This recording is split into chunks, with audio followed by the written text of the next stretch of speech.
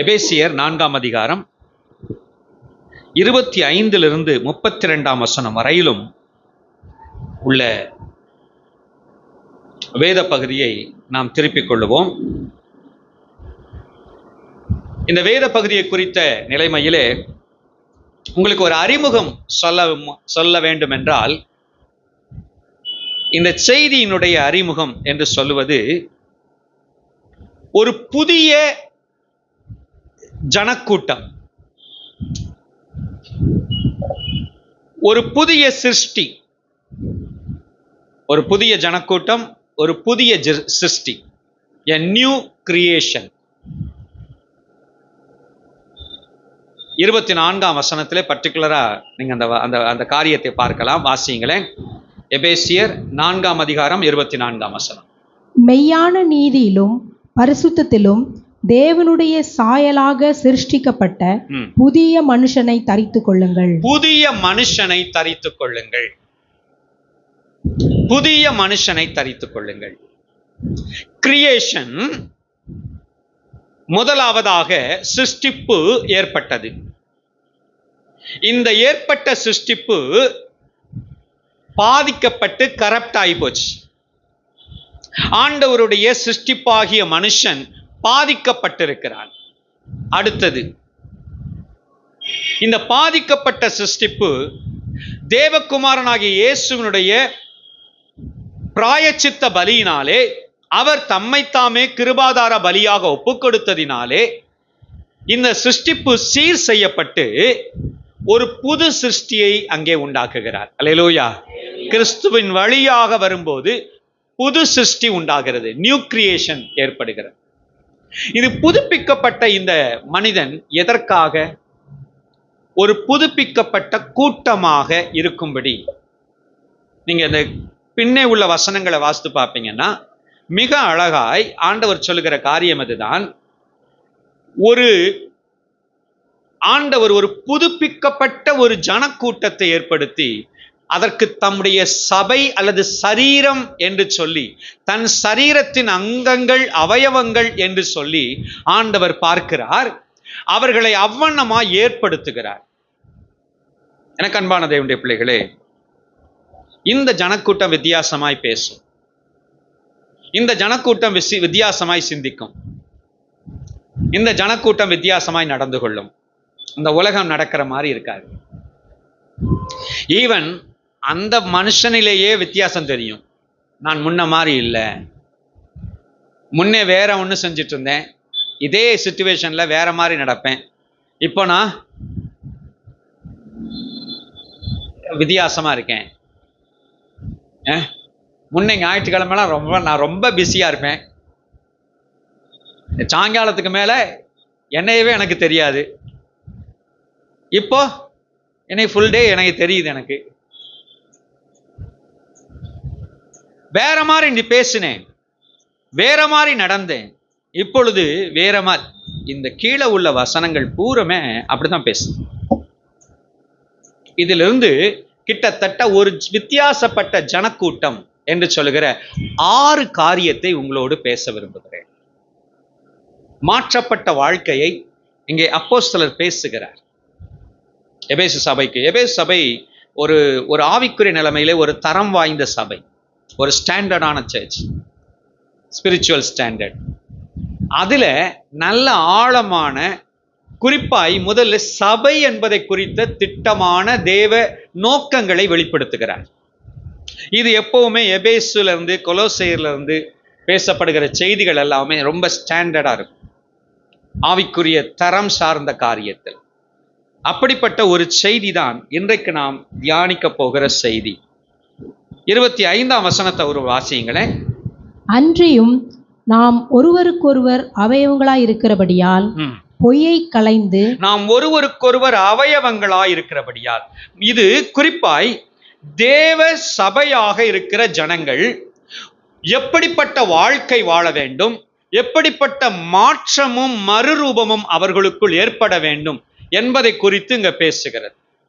அதுல ஒருவருக்கொருவர், முதல்ல அட்லீஸ்ட் இங்க இருந்தாவது ஆரம்பிக்கணும்.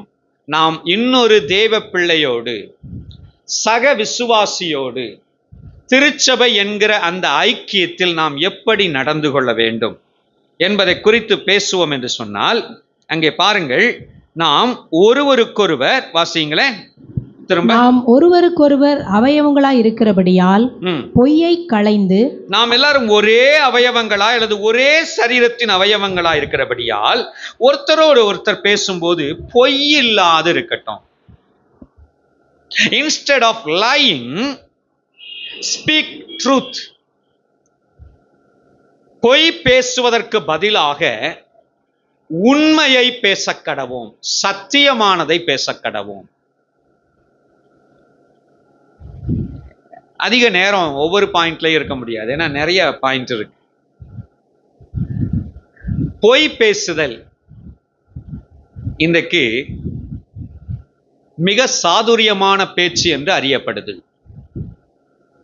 சில நேரங்கள் இந்த குழந்தைங்க அம்மா அப்பா பல்ல கடிச்சுக்கிட்டு திட்டுவாங்க அல்லது ஆக்ஷன் பண்ணுவாங்க, இல்லை திடீர்னு முறைப்பாங்க. அதுங்க பேசிட்டு இருக்கும்போது என்ன பிரச்சனை தெரியுமா? கரெக்டாக வீட்டில் என்ன சாப்பாடு சாப்பிட்டோம்னு சொல்லிவிடுங்க. சொல்லுச்சுன்னா அந்த சொல்லக்கூடாத இடத்துல என்ன செய்யும் இந்த பேரண்ட்ஸ்? என்ன செய்ய, அவங்க உண்மையை தான் பேசினாங்க, அவங்க உண்மைதான். காலையில் எங்க போயிருந்தீங்க அந்த விருந்தாள் கேட்டாங்கன்னா அது உண்மையை சொல்லிவிடும். இவங்க வேற ஏதாவது சொல்லணும்னு நினைச்சு வச்சிருப்பாங்க. அப்போ அம்மா முறைக்க, பல்ல கடிக்க, செய்ய காட்ட, இது எல்லாத்துக்கும் என்ன வந்துடுது? உண்மை பேசுனா முறைக்க வேண்டிய சூழ்நிலை வருது. பொய் பேசுனா ஒரே பாராட்டு. நான் சாதுரியமா தெரியல, அம்மாட்ட கேளுங்க. போயிடுச்சுன்னு வச்சுக்கோங்களேன், தெரியல அம்மாட்ட கேளுங்கன்னு தெரிஞ்சிருந்தும் சொன்னா அதுக்கு பேர் என்னது? பொய். ஆனா அந்த பிள்ளைக்கு பாராட்டு கிடைக்கும் பாருங்க, அந்த கேட்டவங்க போனதுக்கு அப்புறம். பொய்யை பாராட்டுகிற ஒரு காலத்தில், சாதுரியமான பேச்சு, அறிவு சார்ந்த பேச்சு, இப்படியெல்லாம் பாராட்டுகிற ஒரு காலத்தில் இருக்கிறோம். எனக்கு அன்பானவர்களே, சில நேரங்களிலே சில உண்மை பேசுவதனால் சில கிரயங்கள் செலுத்தப்பட வேண்டும், வேண்டி வரலாம். பெரும்பாலும் அப்படிதான். உண்மை பேசுறதுனால நிறைய கிரயங்கள் செலுத்தப்பட வேண்டியது. ஆனால் அந்த கிரயங்களையும் செலுத்தி அந்த ஃபீஸ் பே பண்ணிட்டும் உண்மை பேசுறதுக்கு பழகி இருந்தீங்கன்னா நீங்கள் ஆசீர்வதிக்கப்பட்டவர்கள். அல்லேலூயா. நிறைய பேருக்கு உண்மை பேசுனா பே பண்ணணும், பொய்ய சொன்னா லாபம், எது வசதி? ஒரு பொய்ய சொல்லிட்டு பஸ்ஸில் அடிக்கடி நம்ம பார்க்குறோம்ல, இவனுக்கு 6 வயசு தான், 1ஆப்பு தான் படிக்கிறான். அவன் பையன் திடீர்னு போப்பா 3ஆப்பு படிச்சுட்டு இருக்கேன், 8 வயசு எனக்கு, 3ஆப்பு படிச்சுட்டு இருக்கேன். அவன் அங்கே போட்டு உடைச்சிடுறான். வாயை பொத்தி அதை பண்ணி இதை பண்ணி கண்டக்டர் இவங்களும் சேர்ந்து சிரிக்கிற மாதிரி இருக்கு. நடக்குதா இதை சாதாரணமா? பொய் பேச பாராட்டுகிறோம். உண்மை பேசினா விலைக்கிரயம் செலுத்த வேண்டி இருக்கிறது. விலைக்கிரயம் செலுத்தினாலும் பரவாயில்லை, அதுக்கு ஒரு ஃபீஸ் பே பண்ணாலும் பரவாயில்ல, உண்மை பேசுவேன். குறிப்பாக ஒரே அவயவங்களாக இருக்கிற சபைக்குள்ளே இது இங்கிருந்து துவங்கட்டும். இங்கிருந்து துவங்கினா அது ஆசீர்வாதமாக இருக்கும். கர்த்தருக்கு ஸ்தோத்திரம். நீங்கள்லாம் போய் பேசிட்டு இருக்கீங்க, கிரேட்டா தீவார் உடைய சொந்தக்காரங்க அப்படிலாம் நான் சொல்ல வரல. அப்போ சொன்ன பவுல் அதை குறித்து எழுதுறார், கிரேட்டா தீவார் ஓயா பொய்யர் அப்படி சொல்லி எழுதுறார் இல்லையா? அந்த மாதிரிலாம் நான் சொல்ல வரல. நீங்கள் சத்தியவான்கள், சத்தியம் பேசுகிறவங்க. ஸ்தோத்திரம். இந்த மாற்றப்பட்ட வாழ்வில் இதை மாதிரி ஏதாவது எங்கேயாவது கொஞ்சம் 1-2 விஷயம் விடுபட்டு இருக்கான்னு செக் பண்ணிக்கங்க. ஏதாவது ஒன்று நமக்கு தெரியாமல் அங்கங்கே கிடக்கும். நம்ம கண்ணுக்கு படாத நிறைய உண்மைக்கு புறம்பானது கிடக்கும். நீங்க ஆனால் சத்தியமாக நடக்கணும்னு முடிவு பண்ணியிருப்பீங்க. தேடி கொஞ்சம் பாருங்க. இந்த செய்தியை கேட்டதுக்கு அப்புறம் அலசி பாருங்க. எதையாவது ஒன்றுல தேவையில்லாத சொல்லிக்கிட்டு அதுக்கு பே பண்ணணுமே, உண்மையை பேசினா சரி பண்ணணுமே, அப்படிலாம் யோசிச்சுட்டு இருக்கீங்களான்னு பாருங்க. கர்த்தருக்கு சத்தியம் பேசுதல், ஒருவர் speaking truth with one another, being truthful, சத்தியவான்களாய். குறிப்பா சொல்றேன், ஒரு தேவ மனுஷனை, தேவ பிள்ளையை பார்க்கிறதுனா அது என்னதோ தெரியல.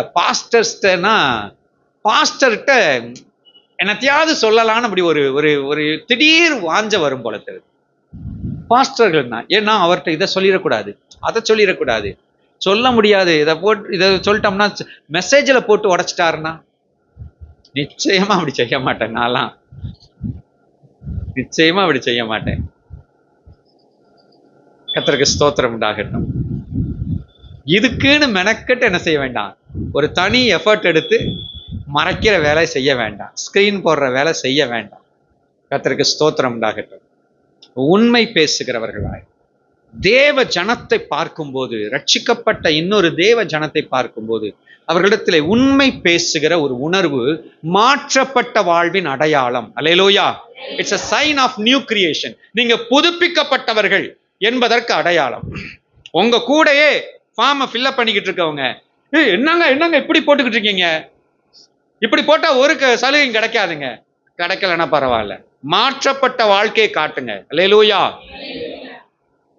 காட்ட வேண்டிய இடத்துல எல்லாம் காட்டுறதில்லை, காட்ட வேண்டிய இடத்துல எல்லாம் காட்டுறதில்லை. நம்ம மெகாஃபோனை தூக்கிக்கிட்டு இயேசு உங்களை நேசிக்கிறார், இயேசு உங்களை மாற்றிடுவார், சுகந்தம் தருவார், அதை பண்ணிடுவார், இதை பண்ணிடுவார்னு நம்ம சுவிசேஷம் சொல்ல போயிடுவோம். அந்த ஒரு செயல்ல போதும் பார்த்துட்டு இருக்க 10 பேருக்கு புரிஞ்சிடும், சே ஏதோ ஒன்று வித்தியாசமா நடக்கிறாங்கய்யா, மாற்றம் இருக்குயா. சும்மா இல்லை அவங்க சொல்லிக்கிட்டு இருக்குது, சும்மா இல்லை சர்ச்சுக்கு போய்கிட்டு இருக்குது. சில விஷயங்கள் தெரியப்பட ரொம்ப நாள் ஆகுங்க. உங்க அன்பு தெரியணும்னா, இன்னொருத்தருக்கு தெரியணும்னா ரொம்ப நாள் எடுக்கும், வருஷம் எடுக்கும். உங்களுக்குள்ள மாற்றப்பட்ட அந்த மன்னிக்கிற சுபாவம் தெரியணும்னா ரொம்ப வருஷம் எடுக்கும் புரியறதுக்கு. ஏன்னா வாழ்க்கையில உள்ள விஷயங்கள் இன்னொருத்தருக்கு புரியுறது சட்டுன்னு புரியறதுக்கு சில விஷயம் இருக்கு. இந்த மாதிரி 5 பேர் ஃபார்ம் ஃபில்அப் பண்ணிட்டு இருக்கீங்க, அதுல என்ன நஷ்டம் வந்தாலும் சரி, இதான் உண்மை, இதைத்தான் போடுவேன், கிடைக்கலனாலும் பரவாயில்ல, அப்படி பண்ணும்போது இது இம்மீடியட் எஃபெக்டை உண்டாக்கும். நான் சொல்றது உங்களுக்கு புரியுதா? உங்க அன்பை புரிஞ்சுக்கிறதுக்கு 5 வருஷம் எடுக்கும். ஆனா இதை புரிஞ்சுக்கிறதுக்கு, உங்களுடைய சத்திய நடக்கையை புரிஞ்சுக்கிறதுக்கு, ஏங்க எல்லாரும் இப்படி போடுறோம்லங்க, நீங்களும் போட்டு இது பண்ணுங்க, அப்பதாங்க கன்சிடர் பண்ணுவாங்க. நான் ஆண்டவருடைய பிள்ளை, உள்ளதை போடும், பார்த்துக்கலாம், அப்படியே எஃபெக்ட் ஆகும். அவன் தூங்க முன்னால கூட சிந்தனை, ஒருத்தர் யாரும் கவனிச்சுட்டு இருந்தாங்கன்னு சொன்னா சும்மா சொல்லக்கூடாது, இந்த ஆண்டவருடைய பிள்ளை சர்ச்சுக்கு அது இதுன்னு சொல்றாங்க, ஏதோ ஒன்று இருக்கே. இத மாதிரி இதெல்லாம் முக்கியத்துவம் வாய்ந்தது. சின்ன சின்ன மேட்டர் இதுல எல்லாம் விட்டுருவோம், இதெல்லாம் விட்டுறது. அப்புறம் ஜபம் பண்ண வீடு வீடா போறது, சுவிசேஷம் சொல்ல கைப்பிரதியை எடுத்துட்டு போறது. ஒரு வேலை செய்ய உண்மை பேச தீர்மானம் எடுத்துக்கொள்ளுவோம். உண்மை பேச. அடுத்த குறிப்புக்கு நகர்றதுக்கு முன்னால ஒரே ஒரு காரியத்தை சொல்றேன், ஒரு வாக்கியத்தை சொல்றேன். நீங்க when you speak truth, the Holy Spirit will be with you. When you speak lie, Satan will be with you. நீங்க சத்தியத்தை பேசும்போது பரிசுத்த ஆவியானவர் உடன் இருப்பார். பொய்ய பேசும்போது சாத்தான் கூட இருப்பான். ஏன்னா சாத்தான் தான் பொய்க்கு ஏகபோக கான்ட்ராக்டர், குத்தகைக்கு எடுத்திருக்கிறவர். உலகத்துல எல்லா பொய்க்கும் நான் தான் காரணம் அப்படின்னு பொய்க்கு கான்ட்ராக்ட் எடுத்திருக்கிறவர். அவன் சரக்கை நீங்க யூஸ் பண்ணா, உண்மையை பேசுனீங்கன்னா ஆண்டவர் பிள்ளை, ஆண்டவர் சரக்கை யூஸ் பண்ணியிருக்கான்னு விலகி நிற்பான். தேவைக்கு வரும்போது நான் ஆண்டவர் பிள்ளை தான், ஆனா பொய்ய பேசுவேன், அவன் சரக்க பேசுவேன் அப்படின்னு சொன்னா சாத்தான் கூட வந்து நின்றுடுவான். எப்ப பொய் பேசுகிறோமோ அப்போ சாத்தான் கூட நின்றுடுவான். அவன் செயல்பட துவங்கி விடுவான். அவன் நம்மோடு கூட நிற்பான். நம்முடைய செயல்களை ஆளுமை செய்ய, டாமினேட் பண்ண. கர்த்தருக்கு ஸ்தோத்திரம் உண்டாகட்டும். 26ஆம் வசனம். நீங்கள் கோபம் கொண்டாலும் பாவம் செய்யாதிருங்கள், சூரியன் அஸ்தமிக்கிறதற்கு முன்னாக உங்கள் எரிச்சல் தணிய கடவது. கோபம் கொள்ளாதிருங்கள், கோபம் கொள்ளாதிருங்கள். ஒரு பிரசங்கியார் இப்படி பிரசங்கிக்கிறார், இந்த வசனம் உண்மையிலே கவனிச்சீங்கன்னா கோபம் கொள்ளுங்கள்னு சொல்லுதுன்னு. கோபம் கொள்ளுங்கள்னு அது அப்படிதான் இருக்க மாதிரி இருக்கு. இங்கிலீஷ்ல பாத்தீங்கன்னா ரொம்ப நல்லா இருக்கு. Be ye angry and sin not. என்ஐவில சாரி கேஜேவில இந்த மாதிரி சொல்லியிருக்கு. Be ye angry sin not. நீ கோபம் கொள், பாவம் செய்யாதே. அப்படிதான் தமிழ்ல கோபம் கொண்டாலும் அதுக்கு என்னமோ அனுமதி இருக்க மாதிரி.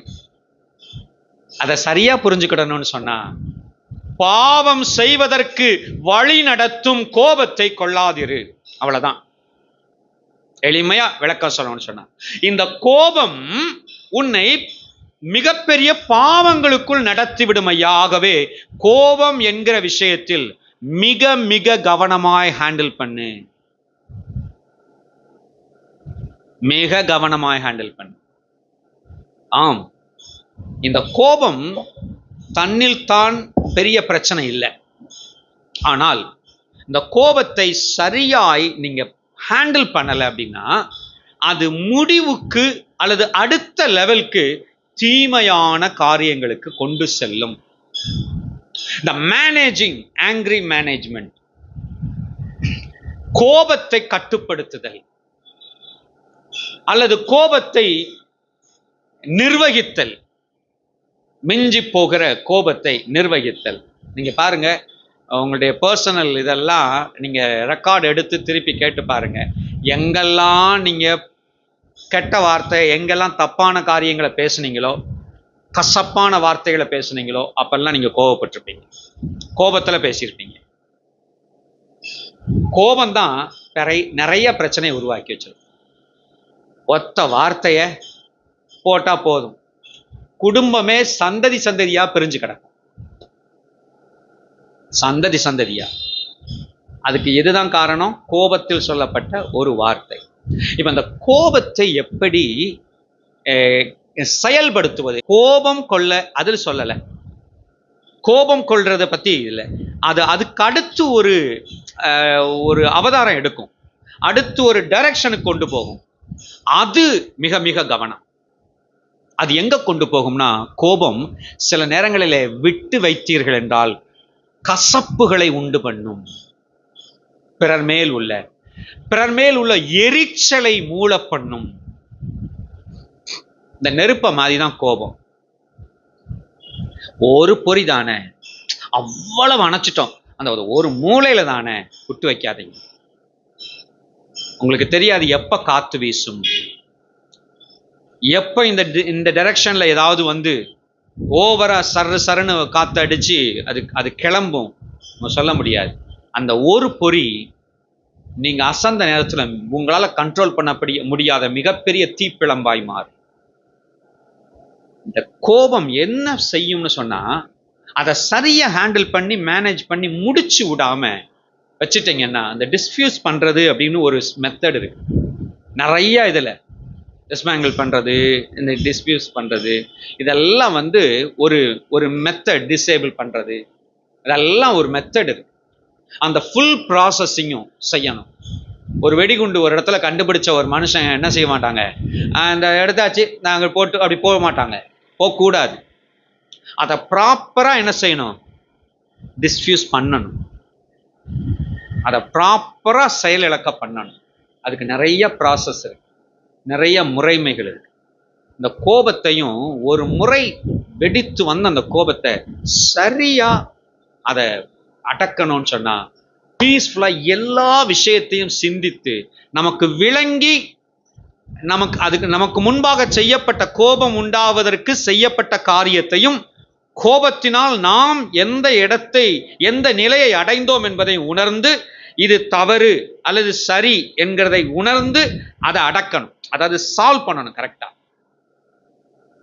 ஒன்றில் நீங்க தப்பு, கோவப்பட்டது, இல்லைன்னா நீங்க கோவப்பட்டது சரி, ரெண்டுல ஒரு இதை முடிக்கணும். அப்படி முடிக்காம அறகுறையில தற்சமயத்தில் அப்படி நிறைய பேர் நீங்க புரியாம பேசிட்டு இருப்பாங்க. என்கிட்ட கூட நிறைய பேர் அட்வைஸ் பண்ணுவாங்க, கொஞ்சம் கோபத்தை குறைச்சிக்கங்க, கோபத்தை குறைச்சேன். இந்த கோபத்தை எப்படி டிஸ்ஃபியூஸ் பண்றதுன்னு தெரியாம அறகுறையில கோபத்தை குறைச்சிங்கன்னா, கோபத்துக்கு ஒரு தன்மை இருக்கு. அது உள்ளே உட்காந்து புகஞ்சுக்கிட்டே இருக்கும், புகஞ்சுக்கிட்டே இருக்கும். கசப்பாக மாறும், யார் மேலேயோ அவங்க மேல எரிச்சலாக மாறும், பூதாகரமாய் வெடித்து வரும்போது அது மிகுந்த பிரச்சனை உண்டாக்கும். அதை தான் சொல்லப்பட்டிருக்குது. ஆண்டவர் என்ன செய்யறார்? அதை தடுத்துரு. சூரியன் அஸ்தமிக்கும் முன்பே, டைம் லிமிட் எவ்வளவுதான் ஒரு கோபத்துக்கு? லைஃப் டைம் எவ்வளவுதான்? உங்களுடைய ஒவ்வொரு கோபத்துக்கும் வேதம் அனுமதிச்ச லைஃப் டைம் எவ்வளவு? 12 மணி நேரம் அதிகபட்சம்.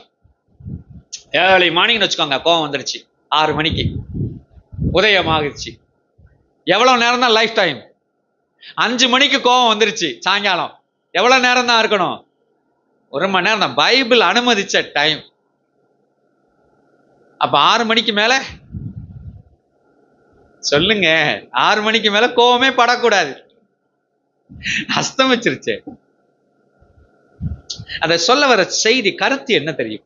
புரியுதா? பாருங்க, இன்ட்ரெஸ்டிங். எவ்வளவு அழகான ஆழ்ந்த அறிவுள்ள தெய்வம், எவ்வளவு அழகா வசனத்துல நமக்கு எவ்வளவு விஷயத்த. கோபம் கொண்டாலும் சூரியன் அஸ்தமிக்கும், இவ்வளவுதான் டியூரேஷன், இவ்வளவுதான் நீ மெயின்டைன் பண்ணிக்கலாம். அதை முடிச்சிடணும், செட்டில் பண்ணிடணும். ரொம்ப ரொம்ப கவனம். நம்ம பழைய புளிக்குழம்பு மறுநாளை காலை கொண்டு போற மாதிரி, சுட வச்சு கொண்டு போற மாதிரி, 3ஆவது நாள் மீன் குழம்பு சுட வச்சு சூப்பரா மெயின்டைன் பண்ணிட்டு இருக்க மாதிரி, 2ஆவது நாள் கோபம், 3ஆவது நாள் கோபம், ஆபத்து, ஆபத்து, பயங்கர ஆபத்து. ஒரு நாள் கோபம் அப்படியே கேரிட் ஃபார்வர்டா மறுநாளைக்கு கொண்டு வரப்பட்டுச்சு, பெரிய பிரச்சனையை பண்ண போகுதுன்னு அர்த்தம். அல்லேலூயா. குறிப்பா கணவன் மனைவி பேசி தீர்த்துருங்க, பேசி தீர்த்துருங்க. வேற யார் மேலையும் உங்களுக்கு வர்ற கோபம் பேசி தீர்க்கப்படட்டும். இவ்வளவு நேரம்தான், இவ்வளவு நேரம்தான். அதை செஞ்சு பாருங்களேன். கோபப்படுவீங்க, ஆனா கோபத்தினால் வருகிற கான்சிக்வன்சஸ்ல இருந்து காப்பாத்திடுவீங்க, தப்பிச்சிருவீங்க. எது விடக்கூடாது? அந்த ராத், அந்த கோபத்தினால் உண்டாகிற அந்த அந்த அந்த வன்மம், பொறாமை, எரிச்சல், கசப்புணர்வு, பிரிவினை வாதங்கள், இவைகளெல்லாம் நம்ம கட் பண்ணிடுவோம். கோபம் வந்துச்சு, ஆனா தீமை வரல, அதை தொடர்கிற பிரச்சனை வரல. ஸோ அழகா ஹேண்டில் பண்ணிடலாம், அழகா ஹேண்டில் பண்ணிடலாம். ஆம் பிரியமானவர்களே, கர்த்தருக்கு ஸ்தோத்திரம் உண்டாகட்டும். ஆண்டவர் நம்மை இந்த கசப்புணர்வில், இன்னும் சொல்ல போனா இதில் எங்க வரும்னா பழி வாங்கும். என்னை எப்படி செஞ்சு, என்னை எப்படி பேசி கோபப்படுத்திட்டேல, இதுக்கு பதில் நான் உனக்கு ஒண்ணு செய்யறேன். த ரிவெஞ்ச், ரிவெஞ்ச். இந்த பழி வாங்கும் சுபாவம் உங்களையும் வாழ விடாது, அவங்களையும் வாழ விடாது. பொறாமைக்கும் அதே குணம் தான் இருக்கு. பொறாமை இருந்தா பொறாமை படுறவங்களையும் வாழ விடாது. யார் மேல பொறாமை எரிச்சல் படுறோமோ அவங்களே. ஏன்னா நீங்களாம் பரிசுத்தவான்கள், நீங்களாம் தேவ பிள்ளைகள். நீங்க ஒருத்தரை குறிச்சு எண்ணுகிற தீய எண்ணங்களே அது அவங்களுக்கு அவ்வளவு பாதிப்பை உண்டாக்கும். அவங்களுடைய வருத்தங்களே பாதிப்பை உண்டாக்கும். அதையே வச்சுக்கிடக்கூடாது, அதையே வச்சுக்கிடக்கூடாது. நாம தேவ பிள்ளை என்கிற அந்த ஸ்தானத்தை உணர்ந்துட்டு நம்ம என்ன செய்யணும்? எல்லார பற்றியும் நல்ல வார்த்தையை சொல்லணும். அல்லேலூயா. ஆமா, நான் எனக்கு ஒரு பழக்கம், அப்படி எல்லா நேரமும் செய்ய மாட்டேன், ஆனால் சில நேரங்கள்ல செய்வேன். நேற்று இந்த இடத்துல சேர் போட்டுட்டு கொஞ்ச நேரம் அப்படி பண்ணி போய்கிட்டு வர்றவங்க எல்லாம் அது மாதிரி செஞ்சேன். எல்லாரும் கண்ணில் படுறவங்களே, இவங்களை ஆசீர்வாதமா இருக்கட்டும், உங்களை ஆசீர்வதிக்கிறேன், அவங்க மகிழ்ச்சியா இருக்கட்டும். அதுல இப்போ ஒண்ணு சேர்த்திருக்கேன், சுகமா இருக்கட்டும், ஆசீர்வதிங்க. You are in that position, you are in that position to bless people, to utter good words on them. அவங்க மேல நல்ல வார்த்தைகளை சொல்றதுக்கான பொசிஷன்ல இருக்கீங்க. நீங்க நினைக்கிற அந்த சிந்தனையில் நினைக்கிறது அவங்களை ஆசீர்வாதமாக்கும், அவங்களுக்கு நன்மை பயக்கும். நல்ல பாயிண்ட பாஸ்டர் இன்னைக்கு எடுத்து கொடுத்துருக்காங்க. இன்னைக்கு போய் 2-3 கோஷ்டி இருக்குது, ஒரே கொடுத்துற வேண்டிதான், சபிச்சிட வேண்டிதான். நான் சொல்றேன், உங்களுடைய சாபத்துக்கும் சர்டைன் பவர் இருக்கு, ஆனா சபிக்க அழைக்கப்பட்டவர்கள் அல்ல நாம். அல்லேலூயா. ஆமா, நம்ம ஆசீர்வதிக்க அழைக்கப்பட்டவர். வசனம் தெளிவா ஆசீர்வதிக்கவே அன்றி சபியாதிருங்கள். தவிர்க்கப்பட்ட விஷயத்துக்குள்ள நுழையக்கூடாது. அதுல இருக்கா இல்லையா, உண்மைதானா இல்லையா செக் பண்ண, அதெல்லாம் வேண்டாம். அது தவிர்க்கப்பட்டது. சபியாதிருங்கள். ஒரு தேவ பிள்ளைக்கு அழகு கிடையாது. கர்த்தருக்கு ஸ்தோத்திரம். மூன்றாவதாக 28ஆம் வசனம் வாசியுங்களேன். திருடுகிறவன் இனி திருடாமல் குறைச்சல் உள்ளவனுக்கு கொடுக்கத்தக்கதாக தனக்கு உண்டாயிருக்கும்படி தன் கைகளினால் நலமான வேலை செய்து பிரயாசப்பட கடவன். இது பொருளாதாரம் சார்ந்த விஷயத்தை பேசுறது மாதிரி தெரியும். ஆனா இது அதை தாண்டி ஆட்டிடியூட், அவங்களுடைய மனோபாவம். ஸ்டீலிங் இது 3 விஷயத்தை பேசுது. Stealing, working and contributing. அவர் என்ன அழகா ஆவியானவர் எழுதி வச்சிருக்கிற பாருங்க. அநேகருக்கு கொடுக்கத்தக்கதாக, தேவையுள்ளவர்களுக்கு கொடுக்கத்தக்கதாக உண்டாயிருக்கும்படி. இன்னைக்கு நிறைய பேர் சம்பாதிக்கிறார்கள் அல்லது வேலை செய்து சம்பாதிக்கிறார்கள். எதுக்கு? தங்களுக்கு உண்டாயிருக்கும்படி. நல்லா புரிஞ்சுக்கோங்க. தங்களுக்கு உண்டாயிருக்கும்படி, தங்களுக்கு பேங்க் பேலன்ஸ் உண்டாயிருக்கும்படி, தங்களுக்கு சொத்துக்கள் உண்டாயிருக்கும்படி. ஆனா அப்போஸ்தலனாகிய பவுல் எபேசு சபைக்கு எழுதுகிறதுல அவர் என்ன சொல்றாருன்னா, பிறருக்கு கொடுக்க உண்டாயிருக்கும்படி. வாசிங்களேன். திருடுகிறவன் இனி திருடாமல் குறைச்சல் உள்ளவனுக்கு கொடுக்கத்தக்கதாக தனக்கு உண்டாயிருக்கும்படி. அந்த இடம் நீங்க அவசரப்பட்டு போயிடுறீங்க. தனக்கு உண்டாயிருக்கும்படி. எதுக்கு உண்டாயிருக்கணும்? இப்ப என் கையில பாக்கெட்ல காசு இருக்கணும், பாக்கெட்ல இருக்கணும், கையில இருக்கணும். எதுக்கு? குறைச்சலவனுக்கு கொடுக்க. கர்த்தர் சொல்றாரு. நாம் என்ன சொல்றோம்? ஆண்டவரே எனக்கு வேணும், அதுக்கு உண்டாயிருக்க நான் சம்பாதிக்கிறேன். கர்த்தர் சொல்றாரு, குறைச்சலவனுக்கு கொடுக்க. குறைய எங்க பாக்குறியோ, குறைச்சலவனுக்கு கொடுக்க உனக்கு உண்டாயிருக்கு. அதுக்கு சம்பாத்தியம். இந்த கான்செப்ட்லயே நிறைய கோளாறு இருக்கு. நம்ம நினைக்கிற அந்த உணர்வுலேயே. அப்ப என்ன நான் சொல்ல வரேன்னு சொன்னா, நீங்களாம் தப்பு, நம்மெல்லாம் தப்பு அப்படி சொல்ல வரல. ஆனால் எவ்வளவு தூரம் வளர வேண்டும் அதை நீங்க உணர்ந்துட்டீங்கன்னா போதும். நான் எவ்வளவு தூரம் வசனம் எதிர்பார்க்கிற வளர்ச்சிக்கு நான் போகணும். நான் நினைச்சிட்டு இருக்கதெல்லாம் நான் எனக்கு உண்டாயிருக்கணும், நான் சம்பாதிக்கணும் அப்படி நினைச்சிட்டு இருக்கேனே. இல்ல, குறைச்சல் உள்ளவர்களை காணும் போது அவர்களுக்கு கொடுக்கத்தக்கதாக எனக்கு உண்டாயிருக்கணும், அதுக்காக சம்பாதிக்கணும். அறியாமலே ஏகப்பட்ட பொறுப்பு இருக்குங்க தேவ பிள்ளையாக. உங்களுக்கு அறியாமலே உங்களுக்கு பொறுப்பு இருக்கு. சில நேரம் பரிசுத்தவான்களை சங்கீதக்காரன் சொல்லும்போது சொல்றாரு, என் செல்வம் உமக்கு வேண்டியதாயிராமல் பூமியில் உள்ள மகாத்மாக்களுக்கு நான் முழு பிரியத்தை வைத்திருக்கிற மகாத்மாக்களுக்கு, பரிசுத்தவான்களுக்கு என்று சொல்லுகிறார். வசனங்கள் ஆங்காங்கே நமக்கு தெளிவுபடுத்துகிறது. நாம் குறைச்சல் உள்ளவர்களை, தாங்க வேண்டியவர்களை தாங்கும்படியான ஒரு உணர்வு. சரி, இந்த சம்பாதித்தல் என்பதை பற்றி நாம இவ்வளவு பேசிட்டு இருக்கோம். அதே சமயத்துல இன்னொரு பக்கம், திருடுகிறவன் என்றால் என்ன?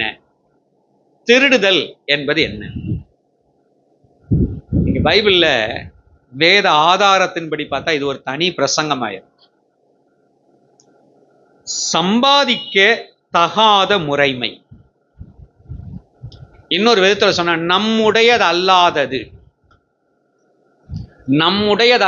நம்மிடத்தில் இருந்தால் அது திருடுதல் அல்லது திருட்டு பொருள்.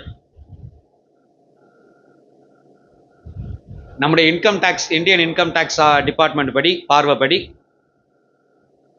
கணக்கு சொல்ல முடியாத காசா இருந்துச்சுன்னா அது கள்ளப்பணம்,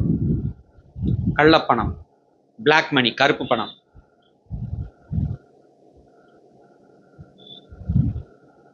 நாம் சம்பாதிக்கத்தக்க முறைமையை பின்பற்றாத பணம் அது திருடுதலுக்கு சமானமானது. அல்லது நம்முடையதல்லாத. எங்க இருந்து கர்த்தர் கொண்டு வராரு? ஒன்னொன்னா வசனம் சொல்லுது. அஹ்? வஞ்சித்தல். ஆண்டவர் சொல்லும்போது காணிக்கைகளில் தசமபாகங்களில் வஞ்சித்தல் என்பதை குறித்து ஆண்டவர் சொல்றார். என்னுடையதை நீ எடுத்துட்ட அப்படி சொல்லி மல்கியாவில் சொல்றார். நாம தேவ பிள்ளைக்குரிய அந்த முறையான காரியங்களில் செய்யாதபடி, அதே போல நம்ம கண் முன்பாக இருக்கிற குறைச்சல் உள்ளவர்களை கவனியாதிருந்தால், இதெல்லாம் ஒரு பக்கம். நம்முடைய அல்லாத பணம் நம்ம கையில வேற என்னெல்லாம் இருக்கு சொல்லுங்களேன். நம்ம பணம் இல்லை, ஆனா நம்ம கையில வச்சு செலவு பண்றோம். வேற எந்த வழியில வரும்?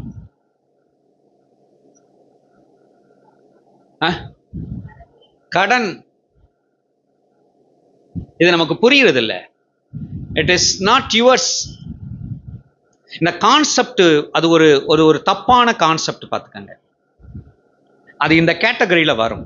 நான் ஏற்கனவே சொன்னேன், உங்களுடையதல்லாத பணம் அது உங்களுடையது அல்ல. அது நீங்க செலவு பண்ணுவதற்குரிய உரிமையானது கிடையாது. இந்த கான்செப்டே நீங்க விளங்கிக்கங்க. நான் சொல்றேன், இந்த சர்ச்சில் மாதிரி கடனுக்கு இவ்வளவு விளக்கம், அதுவும் எதிர்ப்பு, சாட்சி, இப்படி எல்லாம் வேற எங்கேயும் கிடைச்சிருக்காதுன்னு நான் நினைக்கிறேன் உண்மையிலே. ஏன்னா கடன் வாங்கினது இல்லைன்னு ஒரு ஆளை காட்டுறது இந்த பூமியில இப்போ ஒரு மாடலுக்கு காட்டணும்னு சொன்னாலே கஷ்டம்தான். மாடலுக்கு காட்டணும்னாலே கஷ்டம்தான். அப்புறம் அவங்ககிட்ட இருந்து என்ன பிரசங்கம் வரும்? இன்ஸ்டால்மெண்ட்லையோ அதுலேயோ இதுலையோ. அப்படி நானும் பிளான் பண்ணிக்கிட்டு தான் இருக்கேன், நம்ம ஏதாவது இஎம்ஐயில் எதாவது வாங்கணும் அப்படின்னு சொல்லிட்டு. அது நல்ல மெத்தடு, நல்லதுதான்னு. ஆனால் அதை கூட இன்னும் வரைக்கும் செய்ய முடியல. இப்படியே காலம் ஓடி போச்சு. ஸ்ட்ராங்காக அடிக்கிறோம் திரும்ப திரும்ப திரும்ப திரும்ப, அப்புறமும் நடந்துக்கிட்டு தான் இருக்கு. நீர் புரியாத மனுஷன்யா, உமக்கு உலகம் புரியலை, நீர் பேசுறதெல்லாம் தப்பு, நீர் டோட்டல் வேஸ்ட், அப்படின்ற மாதிரி தான் நடந்துட்டு இருக்கு. கடன் உங்களுடைய பணம் அல்ல. இப்ப நான் என்கிட்ட இப்ப சும்மா இருக்கேன், 10,000 ரூபா ஒருத்தட்ட கடன் வாங்கிட்டேன்னு வச்சுக்கோங்களேன். பாக்கெட்ல என்ன வந்துடும்? விடலாமா? அடிச்சு விடலாமா? இன்னைக்கு ஞாயிற்றுக்கிழமை சூப்பரா தூள் படுத்திடலாமா? எல்லாரையும் கூப்பிட்டு ஒரு இது புக் பண்ணி ஒரு ஹோட்டல், எல்லாம் நல்லா தான் இருக்கும், எல்லாம் நல்லா தான் இருக்கும். ஆனா ஆண்டவர் பார்த்துட்டு, ஆடுன ஆட்டம்லாம் ஓகே, உன் காசுல ஆடி இருந்தா ஓகே, ஒரு தப்போட போயிடும். உன் காசுல ஆடி இருந்தா ஒரு தப்போட போயிடும். கடன் வாங்கி இன்னொருத்தன் காசுல ஆடின பாரு, திருட்டு ஆட்டம் ஆடி இருக்க. நான் சொல்றது உங்களுக்கு புரியுதா? நம்முடையது அல்லாத பணம், நம்முடையது அல்லாத பணம் கொடுக்குறாங்கல்ல, கொடுக்கத்தாங்க செய்வாங்க. இப்ப காலம் அப்படிங்க. எனக்கு மறுபடி வந்துகிட்டே இருக்கு, கடன் வாங்கிக்கங்க கடன் வாங்கிக்கங்க. அவனுக்கு தெரியுது பாருங்க, எனக்கு தெரியுது இந்த ஆளு என்ன கேட்டாலும் வாங்க மாட்டாரு. அதனால அவன் என்ன செய்யறான்? மறுபடி வாங்கிக்கங்கன்றான். இந்த உலகம் அப்படிப்பட்ட உலகம், இந்த காலம் அப்படிப்பட்ட காலம். நம்மளை திருடன் ஆக்குறதுக்கும் நம்மளை கடங்காரன் ஆக்குறதுக்கும் துடிக்குதுங்க இந்த உலகம். ஆமா, நம்மளை தலை நிமிர்ந்து சரியானவராய் நிறுத்துவதற்குத்தான் ஆண்டவர் துடித்துக் கொண்டிருக்கிறார். ஆண்டவர் துடித்துக் கொண்டிருக்கிறார். என்னை கேட்கிற தேவனுடைய பிள்ளைகளே, கர்த்தருக்கு ஸ்தோத்திரம் உண்டாகட்டும். இந்த பணம் உள்ள வருதுல, வருமானம் வருது பாருங்க, இதுல எல்லாத்துலயும் கவனம் செலுத்துங்க. முதல் படி, சரியான முறையில் வருதா? சரியான முறையில் வருதா? ஒரு 500 ரூபாய் சம்பாதிக்க எவ்வளவு கஷ்டம் தெரியுமா? இன்னைக்கு பணத்தின் மதிப்பை கொஞ்சம் தெரிஞ்சுக்கணும். அதனாலதான் அந்த அனௌன்ஸ்மெண்ட் டைம்ல சொன்னேன் பாருங்க, அத மாதிரிதான் பொருளாதாரம் வித்தியாசமா போய்கிட்டு இருக்கு. ஒரு பணத்தினுடைய மதிப்பு தெரிஞ்சு, பொருளின் மதிப்பு தெரிஞ்சு நடந்துக்கணும். எல்லாருடைய வாழ்க்கையில ஏற்ற இறக்கங்கள் இருக்கும். ஒரு ஏற்றமான காலத்துல செலவழிப்பதில் கவனம் செலுத்துங்க. அதுதான் நல்ல மனித பண்பு. உங்களுக்கு திறமையான நிர்வாகத்திறன் இருக்கு அப்படின்னு சொன்னா அதுதான் நிறைய வருமானம் வர்ற நேரத்துல கரெக்டா அதை சேவ் பண்ணி பாதுகாத்து வச்சு இன்னொரு கஷ்ட நேரம் வரும், அந்த நேரத்தில் சமாளிக்க நீங்க கடந்து போயிடலாம். நிர்வாகத்துல இன்னொருத்தட்ட போகாம இந்த நிர்வாக முறையை படிக்கணும். இன்னைக்கு நிலைமை 500 ரூபாய் ஒரு நாளைக்கு சம்பாதிக்க என்ன கஷ்டப்படு, எத்தனை மணி நேரம் வெயில நிக்க வேண்டியது. வேல்யூவை பாருங்க, பணத்துடைய வேல்யூ கண்டிப்பா தெரியணும், கண்டிப்பா தெரியணும். அப்படி தெரியலைன்னா கர்த்தர் கற்றுக் கொடுப்பார். ஒரு 500 ரூபாய் சம்பாதிக்க எவ்வளோ அப்படின்னா, அடுத்த முறை உங்க கையில 500 ரூபா வருதுன்னா, அப்ப 5 நாள் வெயில்ல நின்று வேலை பார்க்கறக்கூடிய பணம் இது. நான் ரொம்ப பாரத்தோட ரொம்ப தெளிவா ஸ்ட்ரெயிட்டாவே ஆவியானவர் சொல்றதுனால சொல்லிக்கிட்டு இருக்கேன். இன்னொரு நாள் அந்த 2500 ரூபாய் கையில வைக்கும் போது 5 நாள் மொட்டை வெயில்ல நின்று வேலை பார்க்கிற அதுக்குரிய மதிப்பு இது. அப்படி பார்க்கணுமே ஒழிய 2500 ரூபாய் நான் பார்க்காததா அப்படி பார்க்கக்கூடாது.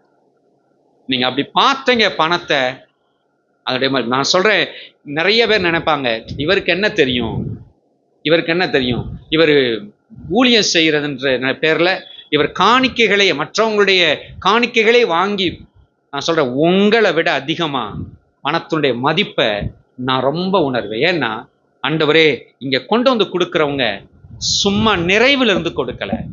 என் சர்ச்சிலையும் அப்படிதான், இந்த சர்ச்சிலையும் நான் அப்படிதான் பார்க்கிறேன், உங்களை நிறைவுள்ளவங்களா கொடுத்துட்டு இருக்கீங்க. இல்ல, தேவைகளுக்கு மத்தியில, எவ்வளவு கடினங்களுக்கு மத்தியில. ஏன்னா இதை கற்றுக் கொடுத்தது ஒரு தாயார், வயதான தாயார்.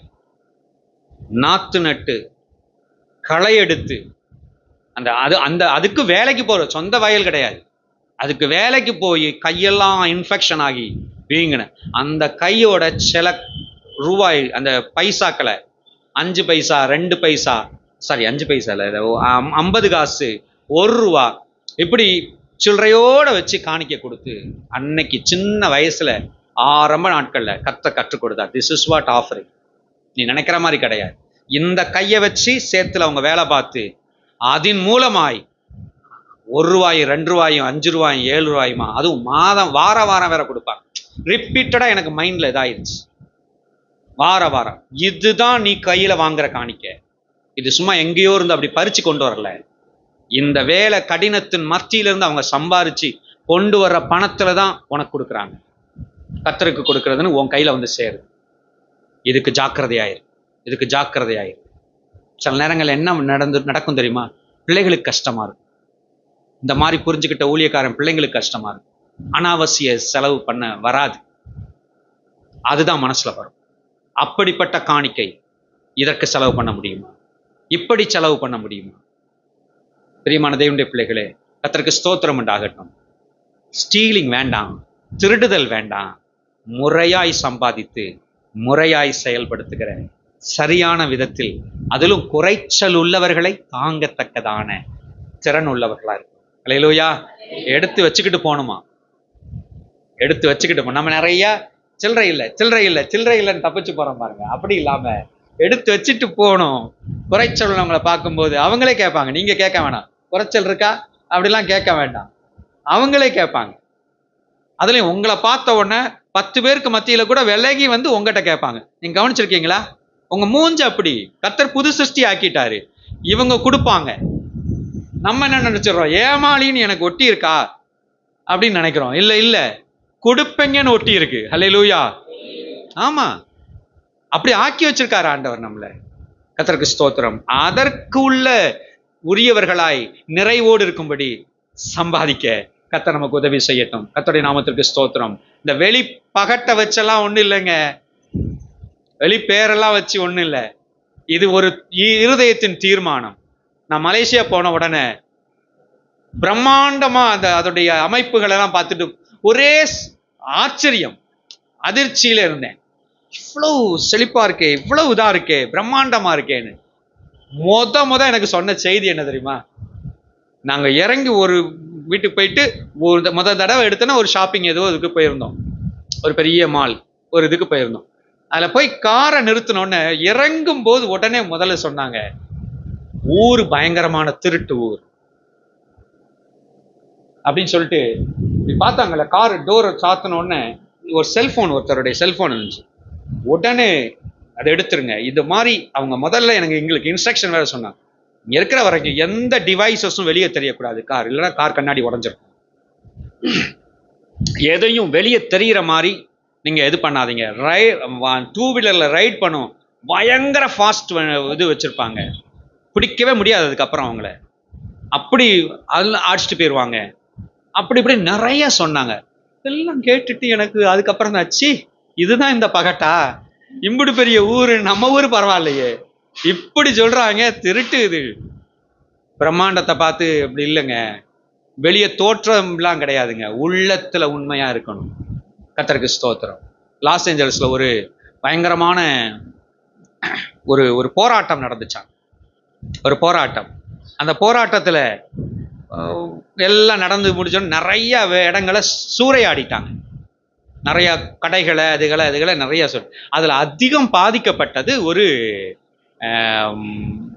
இந்த இந்த ரெக்கார்ட்ஸு டேப்ஸ் எல்லாம் இருக்கக்கூடிய கடைகள், இந்த மியூசிக் அது இதெல்லாம் இருக்கக்கூடிய கடைகள் நிறைய திருடு பேர்.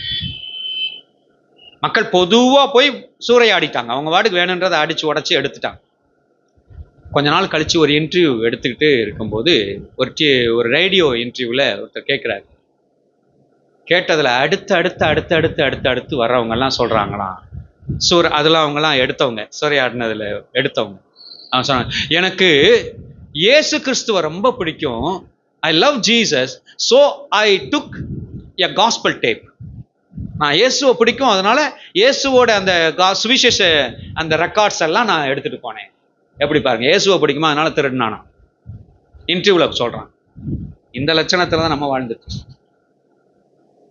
நம்முடைய இருதயம் வெளியே தோற்றம் இல்லை, இருதயம் சுத்தவானா இருக்கட்டும். அல்லேலூயா, கர்த்தருக்கு ஸ்தோத்திரம்.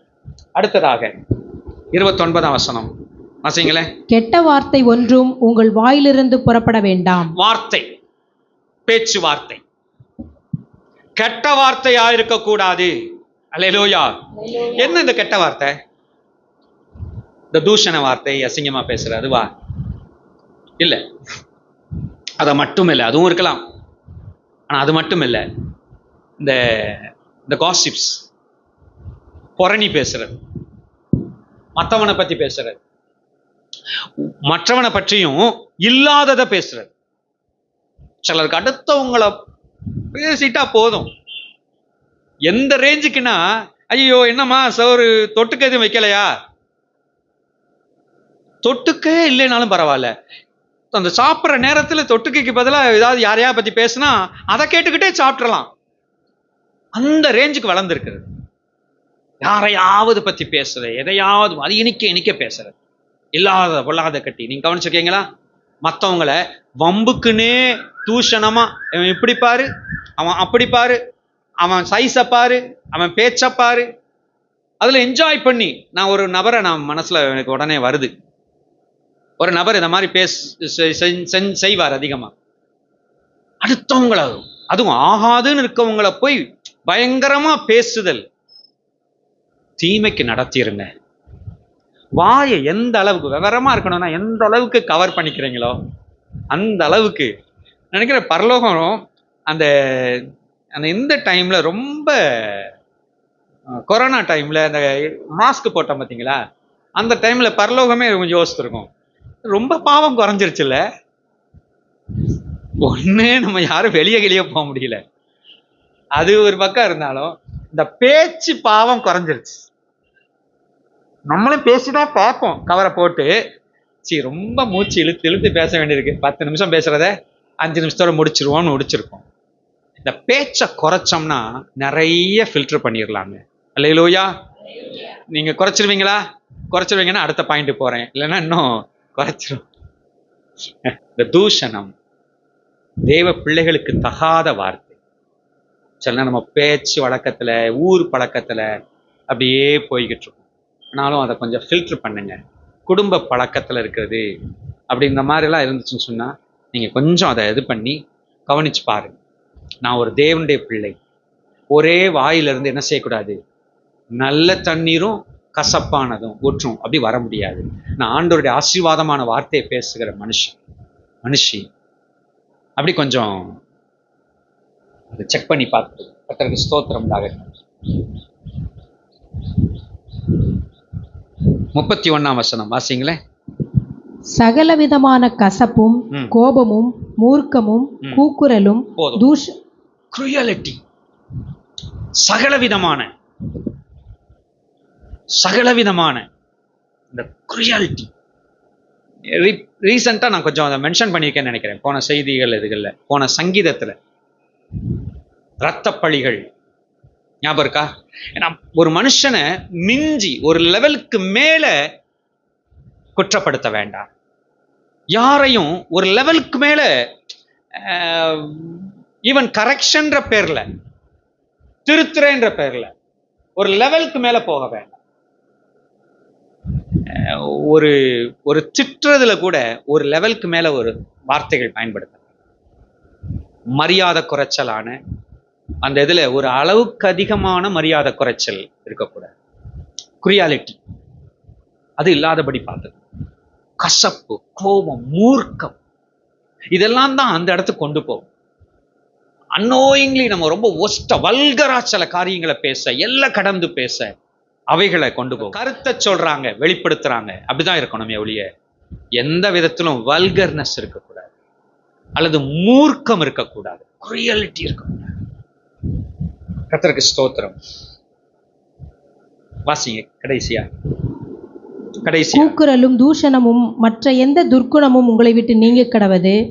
ஒருவருக்கொருவர் தயவாயும் மன உருக்கமாயும் இருந்து கிறிஸ்துவுக்குள் தேவன் உங்களுக்கு மன்னித்தது போல நீங்களும் ஒருவருக்கொருவர் மன்னியுங்கள். இந்த பாவம் சொல்லப்பட்ட அந்த லிஸ்டுகள்ல விட்டு எங்க மாறணுமா? தயவாய், மன உருக்கமாய், மன்னிக்கிறவர்களாய். அல்லேலூயா. ஆமா, இந்த பாவத்திற்கான துர்க்குணங்கள் இல்லாம அது எதுவா மாறணும்? மன உருக்கமாய் மாறணும், தயவா மாறணும், மன்னிக்கிறதா மாறணும். இந்த 3 பிராக்டிஸ் பண்ணிட்டீங்கன்னா உங்களுக்குள்ள இந்த பாவத்துக்கு ஏதுவான காரியங்கள், பிறரோடு உள்ள, அதிலும் பரிசுத்தவான்களுக்குரிய இப்படி ஒரு சபை கட்டப்பட வேண்டும். அல்லேலூயா. இப்படி ஒரு புது சிருஷ்டியினுடைய யூனியன் உண்டாகும், இப்படி ஒரு ஐக்கியம் உண்டாகும். புது சிருஷ்டிகள் பேச்சுல, நடக்கையில, ஒருவரை ஒரு கனப்படுத்துறதுல, தாங்கிறதுல வித்தியாசமான கம்யூனிட்டி ஆயிடும், வித்தியாசமான கம்யூனிட்டி ஆயிடும். கர்த்தருக்கு ஸ்தோத்திரம் உண்டாகட்டும். இந்த மன்னித்தல் பிராக்டிஸ் பண்ணுங்க, பிராக்டிஸ் பண்ணுங்க. ஏன்னா நீங்க எவ்வளவு மன்னிக்கிறீங்களோ அவ்வளவு நமக்கு மன்னிக்கப்படும், நமக்கு மன்னிக்கப்படும். சும்மாலாம் மன்னிங்க. மன்னிப்பை நீங்க நல்லா பிராக்டிஸ் பண்ணீங்கன்னா உங்களுக்கு அதிகமான மன்னிப்பு கிடைக்கும், அதிகமான மன்னிக்க. நீண்ட நாள் தடை அழகா மாறும். சிலர்லாம் சாதாரணமா போய் மனசுல இருக்கிற கசப்பை யோசித்து யார் யார் யார் மேல எல்லாமோ மனசுல இருக்க கசப்பை, இந்த செய்தியை கேட்டுட்டு போய் நீங்க அறிக்கை செஞ்சு பாருங்க. விட்டுருங்க, இனிமேல் அவங்க மேல இனிமேல் கசப்பா இருக்க மாட்டேன், வருத்தமா இருக்க மாட்டேன், அப்படி செஞ்சு பாருங்க.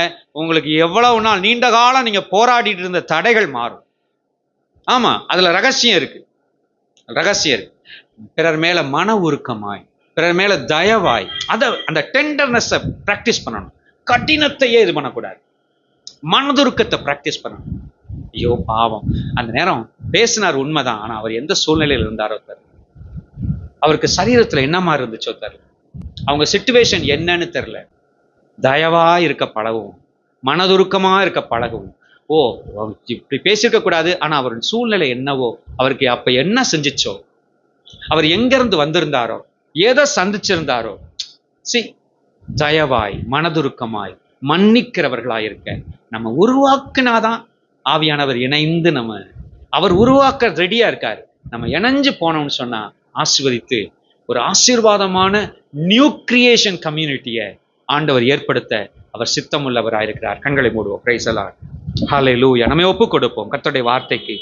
Glory to Jesus. எங்களை நடத்துகிறவரே உமக்கு ஸ்தோத்திரம் ஆண்டவரே. எங்களை உருவாக்கி கொண்டிருக்கிறவரே உமக்கு ஸ்தோத்திரம் ஆண்டவரே. எங்கள் மேல் பட்சமும் தயவுமா இருக்கிறவரே உமக்கு ஸ்தோத்திரம் ஆண்டவரே. ஹல்லேலூயா, ஹல்லேலூயா. நன்றியோடுமை துதிக்கிறோம், நன்றியோடுமை துதிக்கிறோம். Thank you Holy Spirit. கிருபையும் இரக்கமுள்ளவரே, பரிசுத்த பிதாவே, ஆசீர்வதிக்கப்பட்ட இந்த நல்ல காலை வேளைக்காக ஸ்தோத்திரம். எங்களை தாழ்த்தி ஒப்பு கொடுக்கிறோம். கர்த்தர் தயவுள்ளவர், இரக்கமுள்ளவர். ஆண்டவரே, நீடிய சாந்தமும் ஆண்டவரே மிகுந்த கிருபையும் உள்ள தெய்வம். ஆமாண்டவரே, ஸ்தோத்திரம். உங்க கிருபை எங்களுக்கு தாங்க, உங்க மனதுருக்கத்தை எங்களுக்கும் தாங்க. ஆண்டவரே, உங்க தயவை நாங்களும் பிராக்டிஸ் பண்ண எங்களுக்கு உதவி செய்யுங்க. நன்றி இயேசுராஜா. நீர் விரும்புகிற ஒரு பரிசுத்த கூட்டமாய் உருவாக்கப்பட்டு கட்டி எழுப்ப கர்த்தர் கிருபை செய்யுங்க. ஆசீர்வதிக்கிற தேவனுடைய கரத்தில் எங்களை தாழ்த்தி ஒப்புக் கொடுக்கிறோம். இப்பொழுதும் கூட நம்முடைய ஜனத்தை உமது ஆசீர்வாதத்தோடும் நன்மையோடும் நிரப்பி நடத்தும், அனுப்பும். தூரத்திலும் சமீபத்திலும் இருக்கிற எங்களுக்கு அன்பான பிள்ளைகளை நினைக்கிறோம். சட்டையின் மறைவில் இருக்கிற ஆரோக்கியம், உமது கண்கள் அவர்கள் மேல் பதிக்கப்பட்டிருக்கிற பாதுகாப்பு, கர்த்தருடைய வார்த்தையினுடைய வெளிச்சம் ஒவ்வொரு நாளும் அவர்களுக்கு கிடைத்து வழி நடத்துவதாக. கனம் துதி மகிமை உமக்கே படைக்கிறோம். இயேசுவின் நாமத்தில் ஜெபிக்கிறோம் எங்கள் பிதாவே. என் ஆத்துமாவே கர்த்தரை ஸ்தோத்தரி, முழு உள்ளமே பரிசுநாமத்தை ஸ்தோத்தரி. என் ஆத்துமாவே கர்த்தரை ஸ்தோத்தரி, கர்த்தர் செய்த சகல உபகாரங்களை மறவாதே. நம்முடைய கர்த்தராகிய இயேசு கிறிஸ்துவின் கிருபையும் பிதாவாகிய தேவனுடைய அன்பும் பரிசுத்தாவினுடைய ஐக்கியமும் சமாதானமும் காவலும் என்றும் என்றும் சதா காலங்களிலும் நம் அனைவரோடும் கூட இருப்பதாக. அல்லேலூயா, அல்லேலூயா. கர்த்தர் உங்களை ஆசீர்வதிப்பாராக. Price the Lord. God bless you.